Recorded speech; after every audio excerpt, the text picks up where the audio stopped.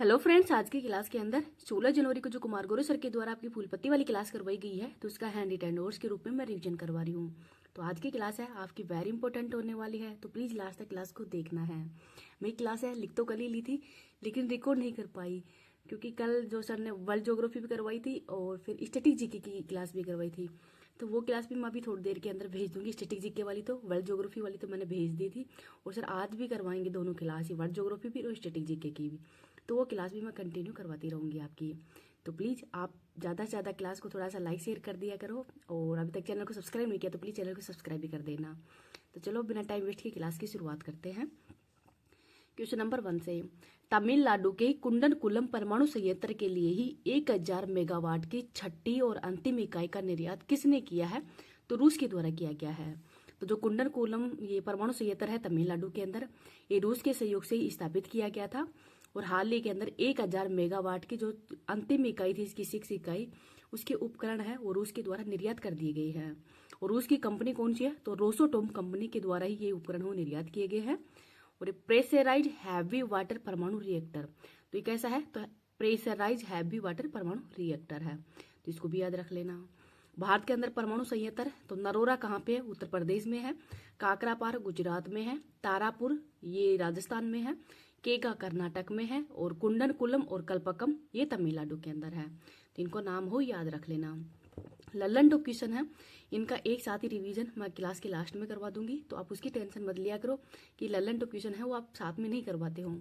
क्योंकि अगर आपके पास मैं पीडीएफ भेजूंगी ना लास्ट के अंदर, अभी तो अपन साथ साथ में रिवीजन कर लेंगे, लेकिन एग्जाम टाइम के अंदर ही रिवीजन के लिए इस प्रकार से आपका रिवीजन है वो अच्छा रहेगा। और मैं भी जैसे दिसंबर की और नवंबर और अभी तक जनवरी माह की जितनी भी कराई है, उसकी पीडीएफ मैं जल्दी आपके पास में भेजने वाली हूँ।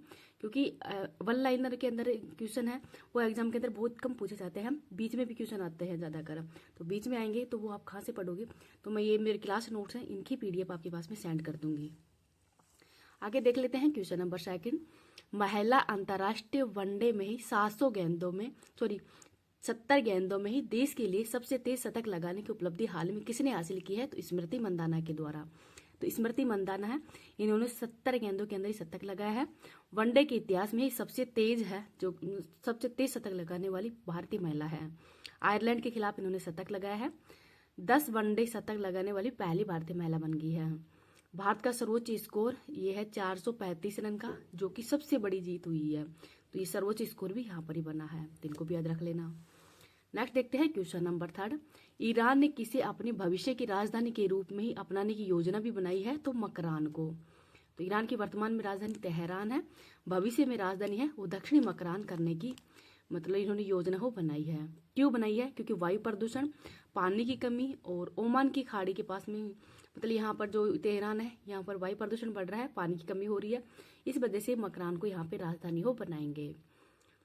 तो इसको भी याद रख लेना। तो नंबर 4 देखते हैं, केंद्र सरकार ने किसकी अध्यक्षता में ही परमाणु ऊर्जा आयोग का पुनर्गठन किया है? तो अजीत कुमार मोहंती की अध्यक्षता में ही जो परमाणु ऊर्जा आयोग है इसका पुनर्गठन किया गया है।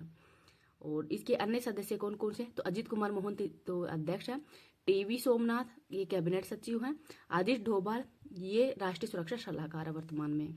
बार्क बाबा एटॉमिक रिसर्च सेंटर, इसका हेडक्वार्टर ट्राम्बे महाराष्ट्र में है, और वर्तमान में हेड है विवेक बसीन, तो इनका नाम भी याद रख लेना। नेक्स्ट है question number 5। Larsen and Toubro shipyard ने ही भारतीय नौसेना के दूसरे बहुउद्देशीय पोत उत्कर्ष को कहाँ पे लॉन्च किया है? तो चेन्नई के अंदर। तो आईएनएस उत्कर्ष है ये LNT कंपनी है, इसके द्वारा ही बनाया गया है। MVP मल्टीपर्पज वेसल्स, और ये क्रम के हिसाब से सेकंड नंबर का है। लॉन्च किया है कट्टुपल्ली चेन्नई के अंदर। और फर्स्ट कौन सा? आईएनएस समर्थ था, और सेकंड है आईएनएस उत्कर्ष। और जो जो प्रोजेक्ट 75 के तहत ही ये 6 पनडुब्बी बनाई गई थी, उसका जो 6 पनडुब्बी है उसको भी हाल ही में लॉन्च किया गया था, इसका नाम है आईएनएस वागशेर। और प्रोजेक्ट 70B के तहत बनाई गई है, इसका नाम है आईएनएस नीलगिरी। और प्रोजेक्ट 15B के तहत बनाई गई पनडुब्बी है, इसका नाम है आईएनएस सूरत, तो इनको भी याद रख लेना। क्वेश्चन नंबर 6 देखते हैं, किसी यूनेस्को विरासत का प्रमाण पत्र मिला है? तो चराई देव मोइदम को, ये असम के अंदर है। और ओहम राजवंश है, ओहम जो राजवंश है इसके साम्राज्य का जो कब्रिस्तान है वो मोइदम कहलाता है। और ये 43वां विश्व विरासत स्थल में भी इसको शामिल किया गया है। तो विश्व विरासती स्थल सबसे ज्यादा तो इटली में ही है, भारत में 43 है और 43वां मोईदमी है। 3500 सांस्कृतिक है, 7 प्राकृतिक है और 1 मिश्रित है। 46वीं यूनेस्को की बैठक है, वो भी नई दिल्ली के अंदर हुई थी। 42वां स्थल है ओयलेश्वर कर्नाटक में। 41वां शांति निकेतन पश्चिम बंगाल में। आगे है क्वेश्चन नंबर 7, मवेशियों से संबंधित कनुमा महोत्सव कहाँ पे प्रारंभ हुआ है? तो तेलंगाना के अंदर। तो जो कनुमा महोत्सव है ये मवेशियों से संबंधित है, शुरू है 16 जनवरी को और मवेशी अन्य कृषि उपकरणों की इस दिन पूजा की जाती है। बोडो त्योहार और माधो त्योहार है, ये हिमाचल प्रदेश का है। हिमाचल प्रदेश जो हट्टी जनजाति है उसके द्वारा ये महोत्सव मनाया जाता है। परशुराम कुंड मेला ये लोहित अरुणाचल प्रदेश के अंदर ही जो मकर संक्रांति है उस दिन मनाया जाता है। बथुकम्बा, पोनालू, शमक्का, शरलम्मा जात्रा महोत्सव ये तेलंगाना के ही है, तो इनको भी याद रख लेना। इस क्लास की पीडीएफ है वो मैं टेलीग्राम पे डाल दूंगी। टेलीग्राम का लिंक इस वीडियो के कमेंट सेक्शन के अंदर पिन कर दूंगी, तो वहां से आप इसकी पीडीएफ को प्राप्त कर सकते हैं। क्वेश्चन नंबर 8 देखते हैं। ICAR NBAGR हरियाणा से ही स्वदेशी नस्ल की मान्यता प्राप्त करने वाले गड्डू कुत्ते हैं, इसका संबंध किससे है? तो हिमाचल प्रदेश से। तो जो NBAGR राष्ट्रीय पशु आनुवंशिक संसाधन ब्यूरो ये करनाल हरियाणा में है और हिम तेंदुओं से लड़ने के कारण ही जो भारतीय पैंथर हाउंड भी कहलाता है और लंबे बाल वाला है। तो एक कुत्ता है, इसका नाम है गड्डी कुत्ता है, जो कि हिमाचल प्रदेश के अंदर है और ये हिम तेंदुओं से लड़ने के कारण ही भारतीय पैंथर हाउंड भी कहलाता है। तो इसका नाम याद रख लें, हिमाचल प्रदेश के अंदर है इसका संबंध। आगे देखते हैं क्वेश्चन नंबर 9, प्रधानमंत्री कृषि सिंचाई योजना के तहत 56 नई वाटर शेड विकास परियोजनाओं को स्वीकृति किसने दी है? तो ग्रामीण विकास मंत्रालय के द्वारा दी गई है। तो ये किसके द्वारा दी गई है? ग्रामीण विकास मंत्रालय के द्वारा ही। तो 56 नई वाटर शेड परियोजना को मंजूरी मिली है 10 राज्यों के अंदर ही, मध्य प्रदेश, राजस्थान, असम, कर्नाटक, उड़ीसा, तमिलनाडु, हिमाचल प्रदेश, उत्तराखंड, सिक्किम और नागालैंड। तो ये 10 राज्य इसमें शामिल है। उद्देश्य है वर्षा जल को सिंचित करना और इसके अंतर्गत ही 2.8 लाख हेक्टेयर बंजर भूमि है, इसके अंदर ही जल प्रोवाइड करवाना और फसल का उत्पादन को बढ़ावा देना है, इसका प्रमुख उद्देश्य है। नेक्स्ट देखते हैं question number 10, doctor KS Chauhan की पुस्तक parliament powers functions and privileges का विमोचन किसने किया है? तो जगदीप धनखड़। तो जगदीप धनखड़ जो कि भारतीय वर्तमान में उपराष्ट्रपति है, इनके द्वारा ही विमोचन किया गया है और इसके लेखक है KS चौहान। संसद के विशेष अधिकारों से संबंधित अनुच्छेद 105 है और जो संसद है इसका उल्लेख कौन से अनुच्छेद में किया गया है? तो अनुच्छेद नंबर 79 के अंदर किया गया है, तो इसका नाम भी याद रख लेना। मैं जो सर के द्वारा आज स्टैटिक जीके की क्लास करवाई गई है उसका रिवीजन भी अभी जल्दी करवा दूंगी, तो आपको वो क्लास भी देखनी है। और अभी तक चैनल को सब्सक्राइब नहीं किया तो प्लीज़ चैनल को सब्सक्राइब भी कर लीजिएगा और क्लास को जितना हो सके लाइक शेयर कर देना। Thank you. दुनिया की सबसे तेज 400 किलोमीटर प्रति घंटा वाली हाई स्पीड ट्रेन का प्रोटोटाइप CR 450 किसने लॉन्च किया है? तो चाइना के द्वारा लॉन्च किया है। इसरो ने पहले स्पेस डॉकिंग मिशन स्पेडेक्स को किससे लॉन्च किया है? तो PSLV C60 के द्वारा ही लॉन्च किया गया है। नेक्स्ट देखते हैं कैसलर सिंड्रोम का संबंध किससे है? तो अंतरिक्ष कचरे से है, सॉरी मैंने लिखा नहीं है। तो कैसलर सिंड्रोम का संबंध है अंतरिक्ष कचरे से। समुद्र पर भारत कांच के पुल बोस्टरिंग आर्क ब्रिज का उद्घाटन कहाँ पे हुआ है? तो तमिलनाडु के अंदर। 7 महाद्वीपों की सबसे ऊंची चोटियों पर ही चढ़ाई करने वाली दुनिया की सबसे कम उम्र की महिला पर्वतारोही कौन है? तो उनका नाम है काम्या कार्तिकेयन, महाराष्ट्र की रहने वाली है। HWAR प्लेटफॉर्म ये गुजरात ने लॉन्च किया है। लक्ष्य सेन पहले king cup international badminton open 2024 के अंदर कौन सा पदक जीता है? तो इनके द्वारा कांस्य पदक जीता गया है। आगे देखते हैं भारत सरकार ने कब तक अंटार्कटिका में ही मैत्री 2 अनुसंधान केंद्र स्थापित करने की घोषणा की है? तो 2029 तक। दुनिया का पहला ऊर्जा साक्षर शहर बनने के लिए ही जलवायु मिशन किसने लॉन्च किया है? तो इंदौर के द्वारा। एक राष्ट्र एक सदस्यता योजना का संबंध इनक्लिप से है। 33वां संतोष ट्रॉफी किताब विजेता बंगाल बना है। इसरो ने किस रॉकेट से ही अपना 100वां जो मिशन है वो लॉन्च किया है? तो GSLV F-15 के द्वारा ही लॉन्च किया है। मेजर ध्यानचंद खेल रत्न पुरस्कार 2024 तो 4 व्यक्तियों को दिया गया है। डी गुकेश ये शतरंज के खिलाड़ी हैं। हरमनप्रीत कौर हॉकी के खिलाड़ी हैं। मनु भाकर शूटिंग की खिलाड़ी है और उन्होंने पेरिस ओलंपिक के अंदर ही 2 ब्रॉन्ज मेडल जीता था। प्रवीण कुमार इन्होंने पैरा ओलंपिक के अंदर ही पेरिस में हाई जंप के अंदर गोल्ड मेडल जीता है। तो इन 4 को इस बार मेजर ध्यानचंद खेल रत्न अवार्ड है, ये दिया गया है। मेजर ध्यानचंद खेल रत्न की जो राशि है वो 25 लाख रुपए है। इस क्लास की पीडीएफ मैं टेलीग्राम पे डाल दूंगी, टेलीग्राम का लिंक इस वीडियो के कमेंट सेक्शन के अंदर पिन कर दूंगी। नेक्स्ट है, घरेलू मार्गों पर ही इन फ्लाइट वाईफाई इंटरनेट सेवाएं प्रदान करने वाली पहली एयरलाइंस कौन सी है? तो एयर इंडिया है। 5 किलोमीटर की दौड़ 13.54 मिनट में ही दौड़ने वाली पहली महिला बीट्राइस चेबेट का संबंध किससे है? तो केन्या देश से है।